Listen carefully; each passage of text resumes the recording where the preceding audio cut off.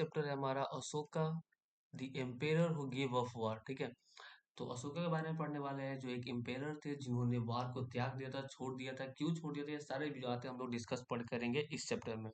ठीक है, एम्पेरर क्या होता है, कैसे अलग है, ठीक है, इस सब चीजों के बारे में हम लोग पढ़ेंगे।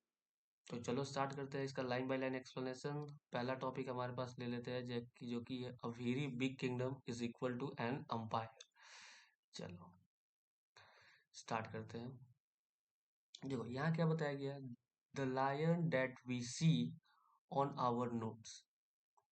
जो लायन का फिगर आप यहाँ पे दिख रहे हो, ये वाला, ठीक है, जो हमने ऐसा नोट पे है, हम लोग सिक्के पे भी हम लोग जो फिगर, इसने हमने ये फिगर हमने देखा हुआ है। ठीक है, हैव अ लॉन्ग हिस्ट्री। ठीक है, तो ये जो लायन का फिगर है, इसका काफी पुराना इतिहास रहा है। दी वीर कार्व्ड ऑन स्टोन। ठीक है, इसको जो है एक पत्थर को काट काट कर जो है, ठीक है, क्या किया गया था, बनाया गया था। And placed on the top of a massive stone pillar. ठीक है, और एक पत्थर का पिलर था जो कि काफी बड़ा था। ठीक है, इस पे क्या किया गया था, इसको खड़ा किया गया था। ठीक है, किसको, ये जो लायन का फिगर हम लोग जो देखते हैं हमारे नोट पे, इसको क्या, पत्थर को काट काट कर बनाया गया था डिजाइन, और इसको जो एक बड़े से पत्थर के पिलर पे क्या किया गया था, ऊपर पे रख दिया गया था, जो कि कहाँ पे था, सरनाथ। ठीक है, सरनाथ जगह, पिछले ही चैप्टर में हमने पढ़ा था सरनाथ के बारे में। इसी जगह पे क्या किया गया, उसको रख दिया गया। Ashoka was one of the greatest ruler known to history. ठीक है, जो अशोका है हमारे, वो सबसे महान, ठीक है, शासक रहे हैं। ठीक है, अभी तो हमारे हिस्ट्री में सबसे जो महान शासक रहे हैं उनमें से एक थे अशोका। ठीक है, ऑन हिज इंस्ट्रक्शन। ठीक है, इनके इंस्ट्रक्शन पे, ठीक है, ये बता बता रहे थे, वैसे ही जो है क्या किया जा रहा था, inscriptions wear inscribed on pillar.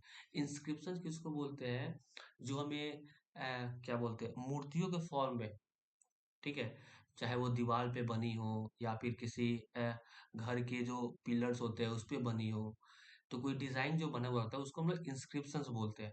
ठीक है, तो यही जो अशोका जो राजा थे, रूलर थे, ठीक है, इनके इंस्ट्रक्शन से ही, इनके कहने से ही जो इंस्क्रिप्शन बनाई जाती थी, यानी कि ये सब आकृतियां पिलर्स पे, ठीक है, या फिर एक नया जो है अपना स्तंभ बनाया जाता था, स्तंभ बनाया जाता था और उस पे डिजाइन बनाए जा रहे थे, चीजें लिखी जा रही थी उस समय के बारे में। तो ये सब चीजें जो है बनाई जा रही थी, किसके कहने से, अशोका के कहने से। ठीक है, कहाँ कहाँ पे पिलर्स पे भी बनाई जा रही थी और रॉक सरफेस पे भी बनाई जा रही थी, बात याद रखेंगे। We will find out what was written on this instruction. ठीक है, आगे हम लोग पता करेंगे कि ये सारे जो इंस्क्रिप्शंस थी, इस पे क्या क्या चीजें लिखी हुई थी। ठीक है, let us see why this kingdom was called an empire. और ये भी हम लोग देखेंगे कि इनके जो किंगडम था, साम्राज्य था, उनको एम्पायर क्यों कहा दिया गया। The empire that Ashoka ruled was founded by his grandfather. ठीक है, अशोका जिस अंपायर पे रूल कर रहे थे, शासन कर रहे थे, वो किसके द्वारा बनाया गया था, उसके स्थापक कौन थे, वो थे उनके ग्रैंडफादर। कौन, उनके ग्रैंडफादर जिनका नाम था चंद्रगुप्त मौर्य। ठीक है, तो बात करेंगे मौर्य डिनास्टी का जो फाउंडर थे वो कौन थे, Chandragupta Maurya.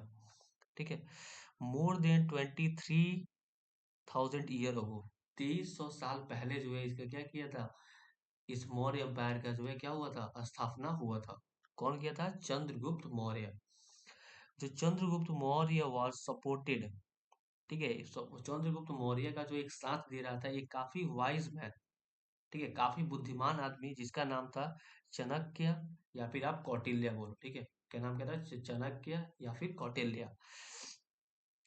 Many of Chanakya's idea were written down in a book called अर्थशास्त्र। ठीक है, और ये जो चाणक्य जो चंद्रगुप्त मौर्य का साथ दे रहे थे, ठीक है, इनके काफी ज्यादा आइडिया, इनके विचार जो है एक बुक में लिखा गया, जिस बुक का नाम है अर्थशास्त्र। कौन सा बुक में लिखा गया है, अर्थशास्त्र में। चलो नीचे चले।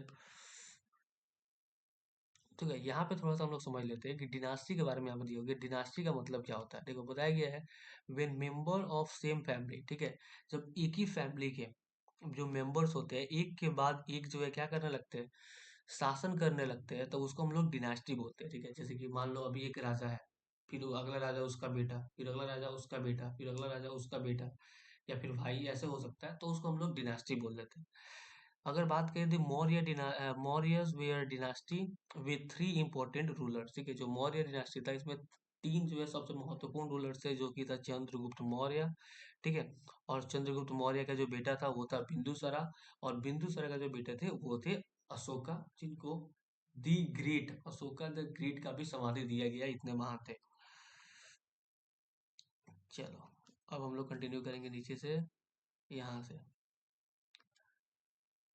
यहाँ बताया गया कि देयर वीयर सेवरल सिटीज, ठीक है, बहुत सारी सिटीज थी इस अंपायर में, मौर्य अंपायर में, ठीक है, जिनको ब्लैक डॉट से मार्क किया गया है मैप में, ठीक है, बहुत सारी सिटीज थी। यहाँ पे नीचे में मैप है, मैं आपको दिखा देता हूँ।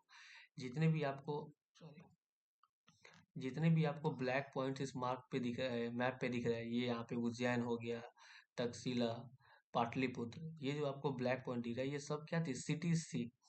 सिटीज थी कहाँ की, मौर्य एम्पायर की काफी इंपॉर्टेंट सिटीज थी, ठीक है। कौन कौन सी सिटीज थी, आप नाम याद कर लेना। ठीक था, एक था कैपिटल पाटलिपुत्र, जो मौर्य एम्पायर का कैपिटल था।